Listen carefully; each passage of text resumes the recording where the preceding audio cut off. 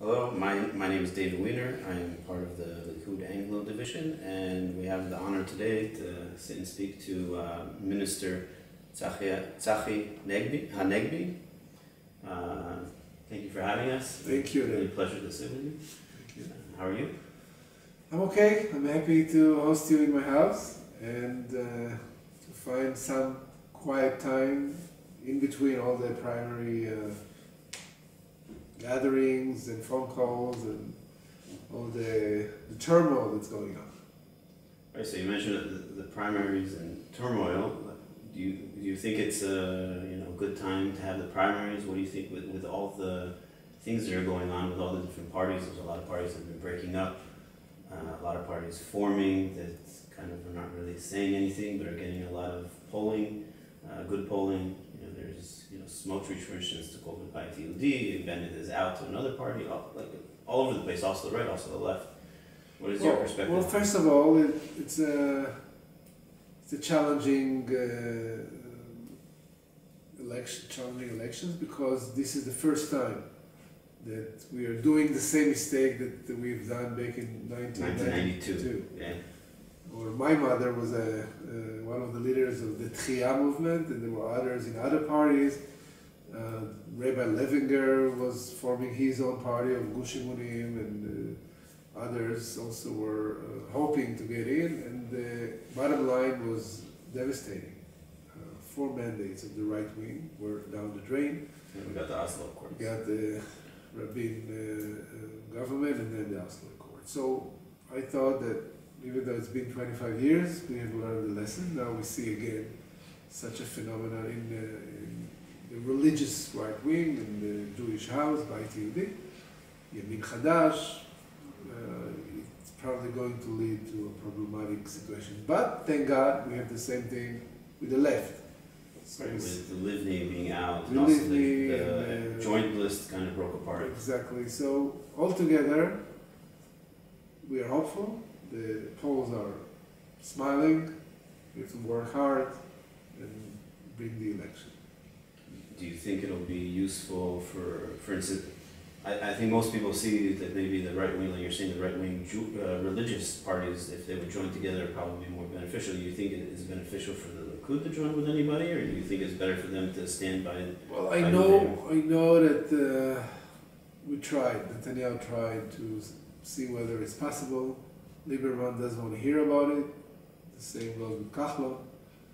They believe that the polls don't really reflect the real constituency. I spoke to Lieberman. He said that all those polls are going on the internet, and the Russian voters don't participate from a certain age group and up. They don't even count. So I hope that they will not fail, because failing meaning that we as a bloc are going to be in a big problem. Right.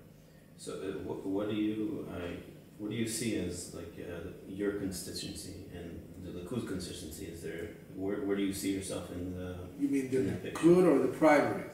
The general both. elections? For both. Like, what do you see as like the main constituency? Because even within the Likud, there's all kinds of factions. Like there's the Ethiopian groups, there's the English speakers like ourselves.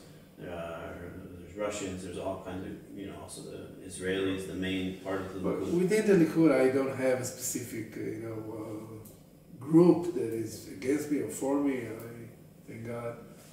Running for elections on the 10th time, and I was elected consecutively 9 times, and I believe that I will have the support this time. Everybody who loves the cause that I love, everybody who is affiliated with the norms that I affiliate with, I hope will support me and will give me the confidence that I need.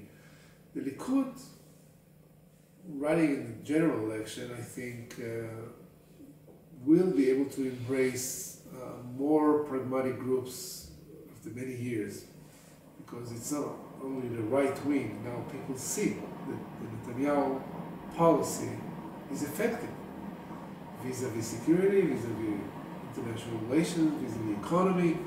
There's no opposition. I see all the time that the left is hoping for a leader that will come and attract the people. It's not about the leader. They had Ehud Barak and Livni and Fuad Ben Eliezer and Herzog and Shelley and Gabay. And they always, why don't they, rise to the occasion? Where is the Messiah that will bring us back to power? But it's not about the messenger, it's about the message. Their message is that they don't really have any opposition that is a contradiction to our achievements. They all the time speak about the cigars and Walla and Bezek and the ice cream or Fistu. They're fighting against Bibi versus actually trying to bring a message. But even when you can fight against Bibi about his policies, I was elected back in 1988. There were two strong ideologies challenging each other. You had Yitzhak Shamir and Peres. But it was not about Shamir and Peres, about Eretz Israel, about settlements, about where will the line come in Jerusalem. We say never, Jerusalem is united forever and ever, and they say let's find some kind of an idea that can separate us and the capital city of the Palestinian state. So it was always about the merit, about the essence, about the crucial differences of opinion. I don't see them coming up with an idea that has to do with Judea and Samaria, or with Syria, or with Gaza, or with Lebanon, or with Iran, or with economy, or nothing. So that's the main reason why they don't attract people, because what's the difference if you don't have anything to say against the government, so really about the issues, so let's go for the man who knows how to bring those issues into reality. Right, so speaking about message, I think there's all kinds of little movements that go on. Like there's a lot of economical movements that have been going on for housing, stuff like that. There's security things. In the U.S., they have a saying most of the time, most elections, that we say it's the economy stupid. So what's the stupid here? What do you see as being the thing that's like people sometimes they slip and they miss it and they don't go for those things. Like like for instance, I've been seeing, for instance, Zehut has been really attacking on the economy, lowering prices and everything like that. So to me, it looks like they're seeing it as, economy stupid. Like this is what matters. What do you think is the thing that really matters to the main population in Israel? The economy is the easiest way to convince people about the success of the government. Because when you speak about, amorphic issues like nuclear capabilities in Iran, one day people are, of course, anxious about it, but it's not something that's undermined every day. Also, the tunnels of Hezbollah, it's relevant to the people living there. It doesn't create an animosity among Israelis in Tel Aviv. When it comes to international issues or security, people are, of course, anxious about it. They care. It's a major issue in their voting patterns, but they don't feel that they have the understanding, the recognition of exactly what to do. So they're not emotional about it sometimes. When it comes to economy, when it comes to buying an apartment for your son, or renting an apartment, or going to the grocery or supermarket, every day it's on their mind. So the opposition cannot come and tell them, look, your situation is terrible, because it's not. They feel it, that things are going better. I think Israel, I think it was number 4, or we're definitely in the top 10 for growth in the paycheck. I think we're at 6% growth in the paycheck, which is extremely high. Unemployment records is the best ever. Growth is great. I can name you many parameters. I don't want to go into a detailed lecture, but it's about the feeling of the people is that there's much to do. We still have problem with prices, and we still have problem with electricity and water and gasoline, or of course apartment, but they understand the tendency, the stability, the momentum. Somebody's taking care of their daily lives, and this is the Likud. So it's not easy to incite against us in these issues. So we go, as I told you, we go to the personal, we go to the legal issues. They don't let Netanyahu enjoy the benefit of the doubt, and it doesn't work. I feel that it makes people more angry than anxious to see a change. Right. Yeah, I think from an American perspective, at least somebody who came from America, Israeli, it's kind of it's guilty before proven innocent. I think that's the way they're kind of coming at it. Yes. From you right now, you're the Minister of Strategic Operations. It's about the regional cooperation. Right. That's the definition. So, do you see that as something that you, and God willing, the next term is also going to be Likud in power? Do you see yourself as continuing that in that ministry, or is there a ministry that you would prefer to be in that you think it would be? Well, I believe that I will have another ministry. I think that with my experience, I'm the senior member of the Knesset in the Likud. I was elected back in 1988 with Netanyahu. I led 7 ministries so far: justice and internal security and health and transportation and environment and communication and our regional cooperation. I was the deputy minister in the foreign ministry and for many years the head of the first and defense committee for 6 years. So I believe I will move on to another ministry. There's always a lot to do in every ministry, also in the Ministry of Regional Cooperation. I was happy to push forward various projects that are important, in my opinion, from our strategic alliance in the neighborhood. The most important one is the Red Sea, Dead Sea project, an amazing vision of Herzl 150 years ago that is being implemented right now as we speak. Which the project is in order to bring water into the Dead Sea, so it doesn't keep going down. You take water from the Red Sea, put it in a desalination plant in Aqaba in Jordan, which will supply good water to Israel, Jordan, and the Palestinians. And the brine, which is salty water, will go out, instead of going back to the Red Sea, like usually it goes to the ocean, will go into a pipe that will go down to the Dead Sea 220 kilometers in a gravitation of 400 meters from the sea level to the Dead Sea. So altogether you are able to use the water power to bring energy. Right, you can use create electricity. It's actually interesting because my professor that I studied with, his specialty was in desalinization. So and my specialty under him was energy optimization. So it actually goes into the two fields. So this is exactly energy optimization and desalination. And it's a project that we're working every day to implement. It's not an easy one. It's the biggest infrastructure project ever between us and an Arab country in the Middle East. But it was signed in 2013. Now it's on its way to be implemented. So is there a preference to the ministry? Is there one that you're looking for that you maybe want a new one, or one in the past you thought was more challenging? My preference is unfortunately a fantasy now, because usually the Ministry of Foreign Affairs, which I practically leading with Netanyahu as the Prime Minister, but I'm doing most of the job there under his auspices, or he delegates me the authority. But and the Ministry of Defense, which is also my expertise for so many years, but usually it goes to the coalition. Unless we get 40 mandates, and we'll be able to call the shots and make decisions without them dictating us to those ministries. But time will tell whether it's possible or not. There are many ministries that are attractive and important and crucial. Each one of them is always a challenge. Yeah, for sure. First, we have to win the elections. That's number one. So when it comes for Olim Chadashim, especially from English-speaking countries, and I think very prevalent from the U.S.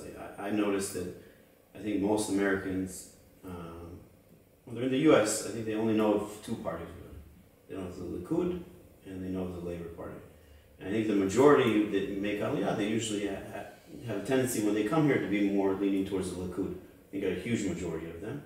And for some reason, I also notice once they're here, they kind of, the Likud doesn't really grab them.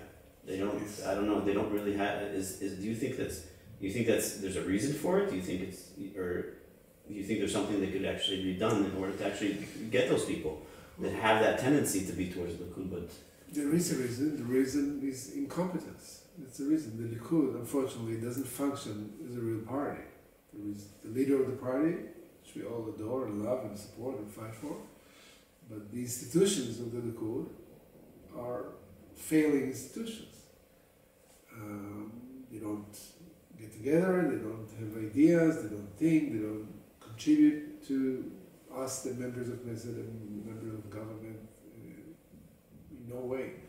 For years I have this criticism. This is why I ran 2 years ago for the head of the Central Committee of the Likud in order to change it. Unfortunately, someone else was elected, and since then nothing really happened. And it's not only with the Anglo-Saxon community, it's with the French one who is growing, it's with the Ethiopian, it's Russian, more than 1 million people, and we don't really have any focus, any organization taking care of having a dialogue with those communities. We hope they're going to be like every Israeli and they'll see on TV what we say and support us. And it's a big mistake because there's a lot of room for interaction.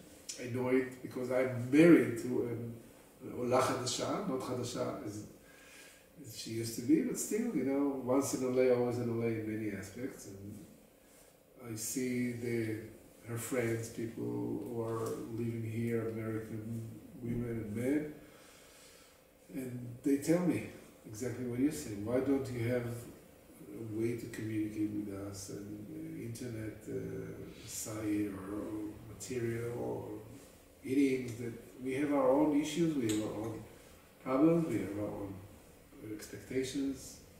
Where is the party? They're used to Republicans, Democrats, who are functioning parties. They have people working around the clock for years, all the time. They don't wait for the election to come, to knock on the doors and to get out the votes. They have this life. Right.